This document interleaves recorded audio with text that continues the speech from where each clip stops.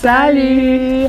Alors aujourd'hui, j'espère que vous allez bien. Nous sommes avec Malaika, comme je l'appelle si bien, qui s'est joint à nous pour nous faire part de son témoignage. Et vraiment, je suis moi-même témoin de ce que Dieu a fait dans sa vie. Donc je vous prie de bien vouloir lui prêter attention parce que je pense que son témoignage peut vous édifier. Que Dieu vous bénisse.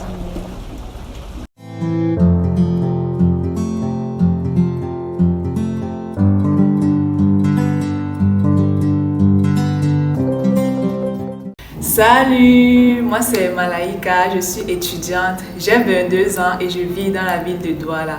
Bon, aujourd'hui je voulais vous faire ce témoignage pour la gloire de Dieu. Bon, déjà étant petite, j'avais un caractère bizarre, c'est-à-dire un caractère, j'étais plus irrespectueuse, j'étais désobéissante, je manquais de respect à mes parents, que ce soit à l'école, que ce soit à la maison, que ce soit partout où j'allais, on se plaignait toujours de moi. Et c'était mon entourage qui a pu me faire cette remarque-là. Mais déjà pour moi, je ne savais pas pourquoi je faisais. Je me disais quand même que j'étais petite et inconsciente. Et pendant mon adolescence, ça allait toujours de mal en pire. C'est vrai, là j'étais plus consciente, mais je ne savais pas toujours pourquoi je faisais cela. C'est-à-dire que c'était déjà mon fond à moi et je commettais des actes que je ne maîtrisais pas. C'est bien après avoir commis cet acte-là que je réalisais vraiment que c'était grave, que mon comportement vraiment ça allait de mal en pire et c'était toujours la routine. Dans ma désobéissance avec mes parents, avec mon entourage, etc. Déjà en 2015, un membre de ma famille a décidé de donner sa vie à Christ, a décidé vraiment de faire du Seigneur sa priorité. Et quand il nous évangélisait déjà, il s'attardait plus sur l'enfer, sur le diable, sur les trucs démoniaques, sur les lois de Dieu. Et moi déjà ça me faisait peur. J'ai eu ce déclic-là, c'était uniquement de la peur. Et je me disais que quand on est en Christ, on doit toujours manifester de la peur, on doit toujours parler de l'enfer, de l'enlèvement, du diable et de tout cela. Déjà après l'évangélisation de mon frère, après que cet homme de Dieu m'ait approché, j'ai toujours eu une routine, c'est-à-dire je ne me suis pas accrochée réellement à tous ces messages de Dieu, à toute cette évangélisation-là. Je suis toujours partie dans mes travaux parce que dans ma tête, dans mon cœur, je me disais toujours qu'être avec Dieu, on était triste. Être avec Dieu, on n'est pas dans la joie. Être avec Dieu, on parle toujours de l'enfer et tout ça. Donc j'avais toujours cette peur-là en moi. Et c'est ça qui m'a vraiment beaucoup freinée dans ma marche avec le Seigneur. Donc, comme je m'éloignais plus de Dieu, c'est aussi comme ça que j'aimais plus les choses du monde. Donc, j'étais focalisée sur ma personne à moi. J'étais une fille qui aimait les réseaux sociaux, les clashs, les buzz, se maquiller, plaire aux gens, séduire et tout.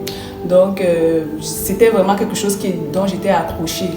Les choses mondaines, jusqu'au jour où, en fin 2021, c'est-à-dire décembre, EPM qui veut dire enseignant par médias, c'est un mouvement des chrétiens qui parlent, évangélisent de la personne de Dieu, la personne du Christ sur les réseaux sociaux. Ils avaient donc organisé cette soirée de louange pour le Seigneur, le Shelem, comme il les avait si bien dit. Bon, déjà j'ai su pour la soirée d'EPM, là c'était sur les réseaux sociaux. Et déjà à EPM, j'ai beaucoup d'amis en commun, et une amie personnelle m'a fait part de ça, elle m'a dit qu'elle aimerait vraiment me voir. Mais ce jour-là, j'ai une petite part de moi qui m'a dit de ne pas. Mais quand même, j'ai voulu y aller pour réellement connaître ce que c'est qu'est le Seigneur. Et ce jour, je n'ai pas été déçue. Et c'est ce jour-là où j'ai eu ce déclic. Donc ce jour-là, j'ai vraiment su qu'avec le Seigneur, on était dans la joie parce qu'on était donc j'étais entourée de bonnes personnes, de bonnes âmes. Je ne sais pas comment expliquer ça, mais déjà, j'ai été touchée par la personne du Seigneur. Et c'est après ce jour-là où j'ai décidé de donner ma vie à Christ. Et bien après ça, bien après décembre, c'est vrai, la maladie encore m'a touchée. La maladie m'a touchée, donc je n'étais plus il n'y avait plus cet enthousiasme-là. Je ne sais pas si on m'avait lancé ça, je ne sais pas, mais la maladie que j'ai eue en fin décembre, je pense que c'était le 30 décembre, c'était le palu. j'étais mourant, presque mourante. Mais après ça, le Seigneur m'a quand même, le Seigneur m'a béni. Et j'ai toujours décidé d'aller toujours dans ma marche avec le Seigneur. Et après ça, j'ai eu un petit déclic. J'ai vu la publication de PM. Ils font des publications quotidiennes et tout. Ce jour-là, ils avaient publié un verset qui m'avait touché, qui avait pu activer ma foi pour le Seigneur. C'était Romains 10, verset 17, qui dit « La foi vient de ce qu'on entend et ce qu'on entend vient de la parole du Christ ». Et déjà, ça m'a bouleversée parce que j'ai connu réellement ce que c'est que le Seigneur. Donc déjà, sa nature à lui-même, que ce n'est pas un Dieu qui nous condamne, ce n'est pas un Dieu qui va nous châtier pour nos péchés, ce n'est pas un Dieu qui va nous repousser. J'ai su que le Seigneur est un Dieu qui accueille tout le monde, que quel qu'en soit ce que tu as fait dans la vie, il va t'accepter les bras ouverts comme tu es. Déjà, j'ai connu la nature de Dieu, j'ai la connaissance du Seigneur et ma foi envers le Seigneur a été naturelle, c'est-à-dire j'ai cru à un nom grand, j'ai cru à un Dieu grand et il s'est réellement manifesté en moi.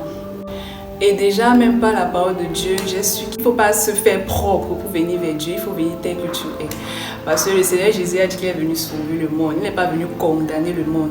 Donc déjà, toi qui es malade, ça veut dire que tu as réellement, vraiment besoin du Seigneur Jésus. Parce que lui, il est venu sauver les malades, ils sont venus sauver ceux qui étaient condamnés. Et déjà, j'ai su qu'avec le Seigneur, on vient en Jésus-Christ étant nous-mêmes. Pas en forçant, pas en se rendant propre par nos propres forces. Parce que déjà, j'étais quelqu'un qui voulait toujours se rendre propre. C'est-à-dire, je faisais moi-même les efforts. Je faisais l'effort pour prier. Je faisais l'effort pour lire la Bible et je ne comprenais jamais rien. La Bible m'ennuyait. Et déjà, quand j'ai donné ma vie à Jésus, j'ai vu tous ces changements, toute la parole de Dieu vivre en moi, ma foi, le Saint-Esprit, qui est un Saint-Esprit d'amour, de force et de sagesse.